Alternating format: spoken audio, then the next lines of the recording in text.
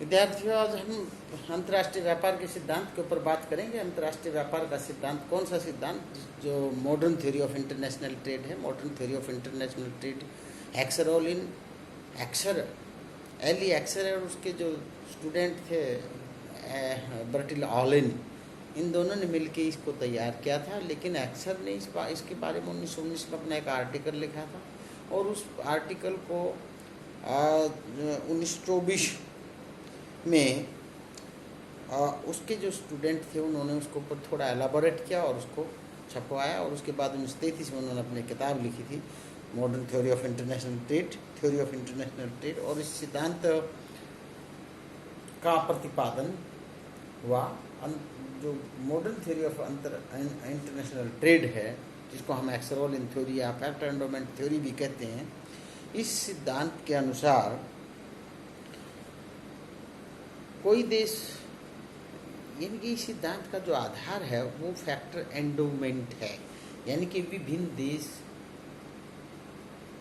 के अंदर जो संसाधनों की जो मात्रा है वो रिलेटिवली डिफरेंस है। कोई देश पूंजी प्रधान देश है, कोई देश श्रम प्रधान देश है। श्रम प्रधान देश और पूंजी प्रधान देश को हम कैसे डिफाइन करेंगे कि जो रिलेटिवली जो चीप है, अबंडेंट फैक्टर है, यानी कि वो देश जिसके अंदर एक साधन जैसे लेबर और कैपिटल है, उनमें से जो लेबर है मान लीजिए वो रिलेटिवली चीप एंड अबंडेंट है, तो हम उसको पूंजी प्रधान श्रम प्रधान देश कहेंगे। और किसी देश के अंदर जो पूंजी है वो चीप एंड अबंडेंट है, तो उसको हम पूंजी प्रधान देश कहेंगे। जैसे कि हम देखते हैं कि हम एग्जाम्पल में जर्मनी और इंडिया का उदाहरण लेंगे कि इंडिया है वो श्रम प्रधान देश है और जर्मनी है वो पूंजी प्रधान देश है। दोनों मिलकर दोनों घड़ियों का और शर्ट का उत्पादन करते हैं। घड़ी का उत्पादन है उसके अंदर पूंजी की ज़्यादा मात्रा की जरूरत पड़ती है, और शर्ट का उत्पादन है उसके अंदर लेबर की मात्रा की ज़्यादा ज़रूरत पड़ती है। तो कौन देश कौन सी चीज़ बनाएगा? तो जो ये सिद्धांत कहता है कि भाई वो देश, कोई भी देश है, उस चीज़ का उत्पादन करेगा और उसका निर्यात करेगा जिस वस्तु को बनाने में उसके रिलेटिवली तो सापेक्षिक रूप से सस्ते और बहुतायत जो साधन है उसका उपयोग उसके उत्पादन में होता है। तो वो जो सस्ते साधन की वजह से जो पैदा की गई वस्तु की प्राइस भी कम होगी, प्राइस कम होगी तो भाई वो वस्तु अन्य देशों की तुलना में उसकी मांग, अन्य देशों की तुलना में उसका प्राइस है वो कम होने की वजह से वो वस्तु एक्सपोर्ट की जा सकती है।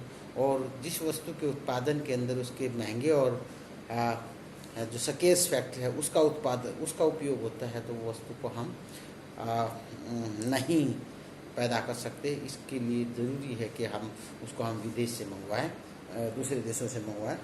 तो इस सिद्धांत के अनुसार डिफरेंस इन कॉस्ट जो है, यानी कि ये सिद्धांत जो एडम स्मिथ के सिद्धांत जो है, एडम ने ये जो कंपैरेटिव कॉस्ट थ्योरी का जो सिद्धांत है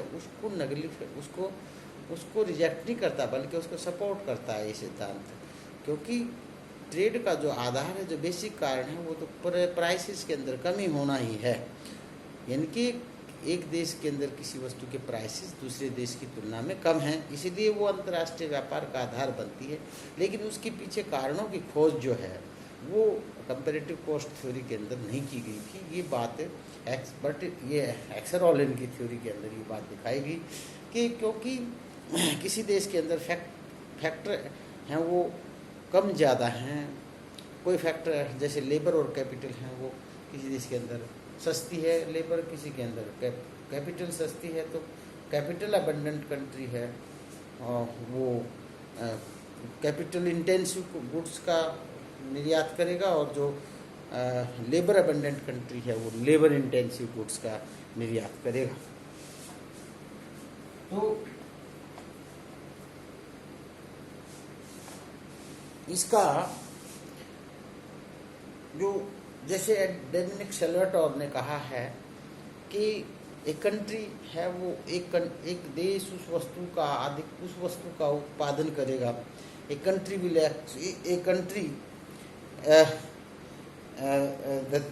कहती है कि भाई एक कंट्री है उस चीज़ का उत्पादन करेगा जिस चीज़ का उत्पादन में उसका most abundant and cheap factor जो है उसके उत्पादन की जरूरत, उस वस्तु का निर्यात करेगा जिस वस्तु का के उत्पादन में उसका चीप एंड अबंडेंट फैक्टर की मात्रा ज़्यादा लगती है, और उस वस्तु का आयात करेगा जिस वस्तु के अंदर उसके सकेस और जो डियर फैक्टर है उसकी मात्रा ज़्यादा उपयोग होती है।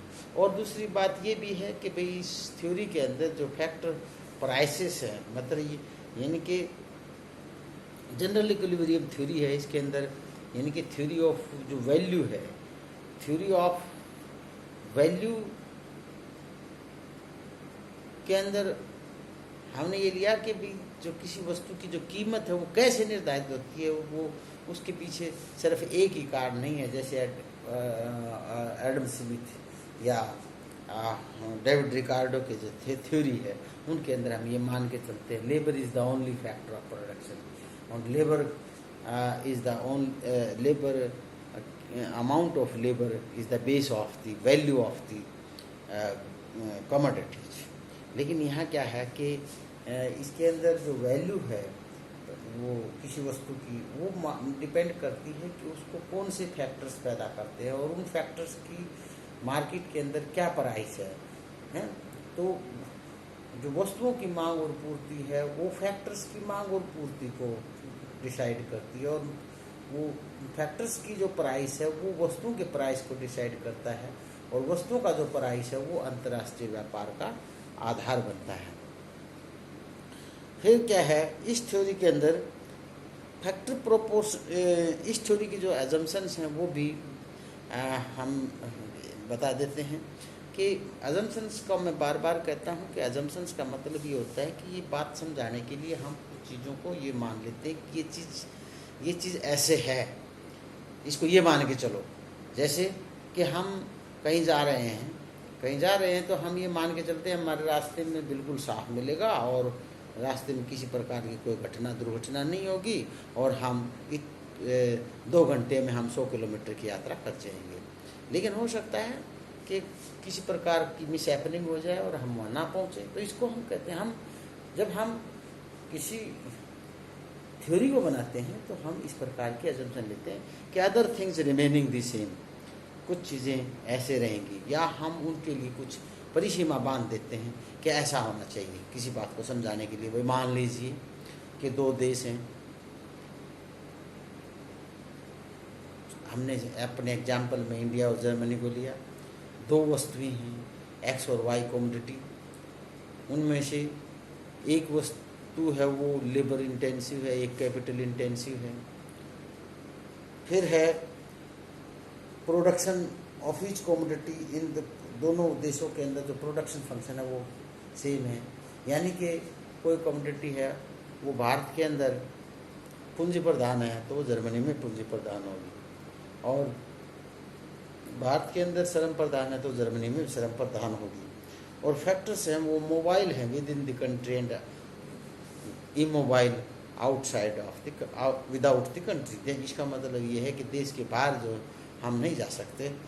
फिर है कोई रिस्ट्रिक्शंस इम्पोज नहीं है ट्रेड के ऊपर, सरकार किसी प्रकार का बंद नहीं लगाती, यानी कि जो ट्रेडिंग फर्म्स हैं ट्रेडर्स हैं वो एक देश से दूसरे देश पर चीज़ें ले जा सकते हैं। नॉन रिस्ट्रिक्शन, कोई रिस्ट्रिक्शंस नहीं है, रिस्ट्रिक्शंस परफेक्ट कंपटीशन है फैक्टर मार्केट और प्रोडक्ट मार्केट के अंदर। इसका मतलब all factors of product with in the country, ये नहीं कहता गया विद इन द कंट्री का मतलब सभी फैक्टर्स प्रोडक्शन हैं वो एक समान लागत पर प्राप्त होते हैं। उसके अंदर फैक्टर जो मोबिलिटी परफेक्ट कंपटीशन है, यानी कि इसका मतलब ये हुआ कि कोई चीज़ किसी देश के एक हर कोने में एक ही कीमत पर मिलेगी, या किसी उत्पादन का कोई भी साधन है लेबर एंड कैपिटल, उसका प्राइस देश के हर कोने में एक जैसा होगा। फिर है कि consumer taste and preferences are identical in 2 countries. दोनों देशों के अंदर जो टेस्ट एंड प्रेफरेंसेस हैं वो एक देश के दूसरे देश के लोगों के आइडेंटिकल हैं, एक जैसे हैं। There is lack of transportation cost. इसका मतलब ये है, हम ये भी मान के चलते हैं कि जैसे बाहर जैसे देश के अंदर कोई चीज़ मदुरई में ही पैदा होती है, कश्मीर में ही पैदा होती है और वो बॉम्बे की बंदरगाह से बाहर जाती है, तो हम तो किसी वस्तु को यहाँ से वहाँ ले जाने में ट्रांसपोर्ट कॉस्ट तो लगता ही है, लेकिन हम उसको प्राइस में नहीं जोड़ते, हम नहीं मानते। हम ये मान के चलते हैं कि there is no transportation cost, यानी कि ट्रांसपोर्टेशन कॉस्ट है वो is not the part of the price. तो ये परफेक्ट कंपटीशन जैसे हम मान के चले थे, परफेक्ट कंपटीशन के अंदर भी हम नो ट्रांसपोर्टेशन कॉस्ट की, यानी कि आप कहीं से भी वस्तु उपलब्ध कराएं, कहीं से भी उत्पादन करें, कहीं भी बैठ के उत्पादन करें, you will have to sell the goods at the market rate. वस्तु का जो पर मार्केट रेट है उस पर आप वस्तु को बेचेंगे। तो factor endowments are different in two countries. इसका मतलब क्या है, क्योंकि अंतर्राष्ट्रीय व्यापार का आधार जो है उसका मतलब इस थ्योरी को ही हम फैक्टर एंडोमेंट थ्योरी कहते हैं। फैक्टर एंडोमेंट का मतलब है, एंडोमेंट का मतलब है कि दुनिया के विभिन्न देशों को विभिन्न मात्रा में चीज़ें बख्शी हैं। जैसे कि भी सऊदी अरबिया है, वो तेल का निर्यात करता है, तो उसके अंदर तेल है, हमारे अंदर नहीं पैदा किया जा सकता। भारत लोहे का निर्यात करता है, चाय का निर्यात करता है, तो ये भारत के अंदर है और इसको हम नहीं कर सकते, निर्यात कर सकते। और गुड्स एंड क्लासिक वस्तु को, हाँ तो ठीक है, ये इसकी एजम्पशंस थी और इनको हम फिर करेंगे। Thank you.